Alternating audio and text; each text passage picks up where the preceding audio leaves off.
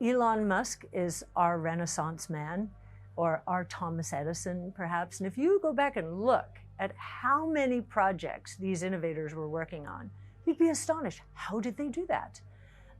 There are such people out there. Elon surrounds himself with great business people and engineers who want to work for him. He is solving the most challenging problems of the day, and they want to be a part of that under his leadership. And, remember, he started in the payments industry. So we could actually see Twitter, and now we just started a public-private crossover fund. Twitter is in that fund because we do believe that Twitter, Elon certainly believes in vertical integration. He has the payments experience. He and Jack Dorsey seem to get along very well, and we're talking quite a bit, as we learned from the documents that came out over the court cases. And so I think even Twitter could make a run at digital wallet, not just for financial services, but for commerce. So that's one. And then you'll remember, I don't know if you remember, but do you remember Vine? Does that? My son, I thought he was going to make movies because he was on Vine constantly. That was a precursor to TikTok. And so there's some DNA within Twitter still, I believe, that could introduce something like that. You never know.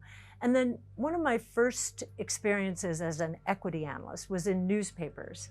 And believe it or not, they were the rising stars of that day.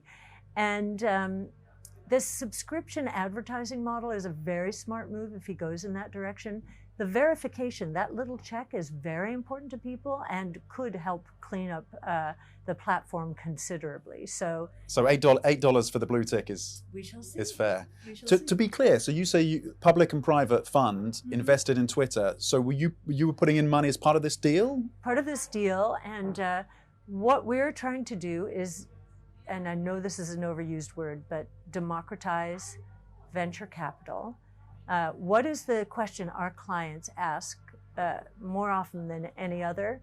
Why is it that we don't get a shot, given how innovation focused we are, this is the client speaking, a shot at some of these moonshots in the private space?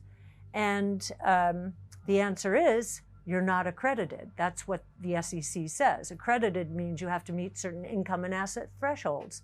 I think that's un-American, frankly, because if accreditation, just like with a driving license, if accreditation was about knowledge, our clients would be the accredited investors. So we said, okay, we will, using an interval fund structure, for a minimum of $500, you can participate in this public-private fund. Inflows every day, outflows once a quarter, up to 5% of net asset value. Well, if you look at trendline employment gains, I think we're 9% above the trend that was in place pre-COVID. In other words, a lot of companies, and tech companies included, hired many more people than they should have, given what was going to ultimately happen to demand.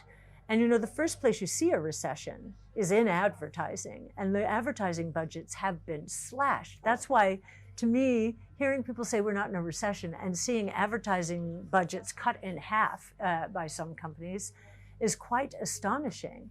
And it's hitting the tech sector because so much of tech has become social media.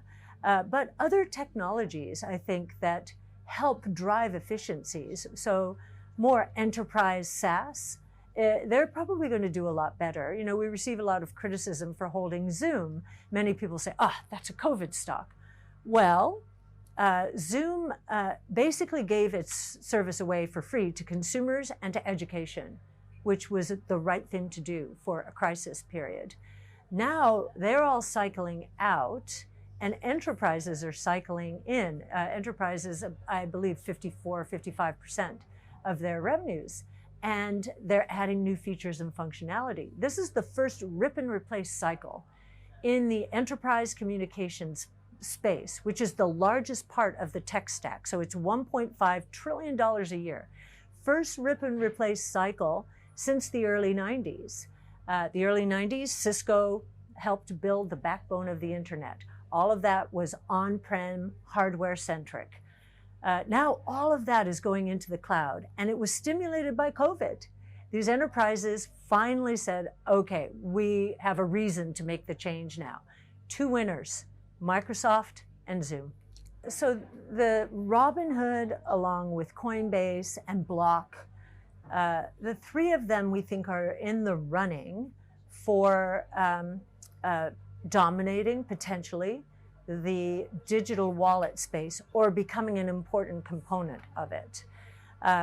Robinhood is very user-friendly, and it is now moving into the crypto age, which is what it was missing. We've watched that very carefully.